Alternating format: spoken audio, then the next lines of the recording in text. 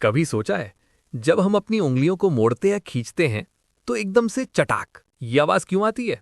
ज्यादा लोग सोचते हैं कि शायद हड्डी आपस में टकरा रही होगी या जॉइंट टूट रहा होगा, पर ऐसा बिल्कुल नहीं है। हमारे हर जॉइंट के अंदर एक चिपचिपा सा लिक्विड होता है जिसे कहते हैं साइनोवियल फ्लूइड। ये लिक्विड जॉइंट के अंदर वाली मेम्ब्रेन बनाती है और इसमें थोड़ी सी गैस घुली होती है। जब हम उंगली को अचानक खींचते हैं तो जॉइंट के अंदर प्रेशर बदल जाता है। इस प्रेशर के चेंज होने से उस लिक्विड के अंदर गैस का एक छोटा सा बुलबुला बनता है, या फिर पहले से बना बुलबुला एकदम से फट जाता है, पटाक। बस वहीं से आती है उंगली फोड़ने की आवाज। और एक इंटरेस्टिंग बात सुनो, पॉप होने के बाद वो गैस दोबारा लिक्विड में घुलने में लगभग 15 से 20 मिनट लेती है। इसीलिए तुरंत सेम उंगली को दोबारा क्रैक करो तो आवाज नहीं आती।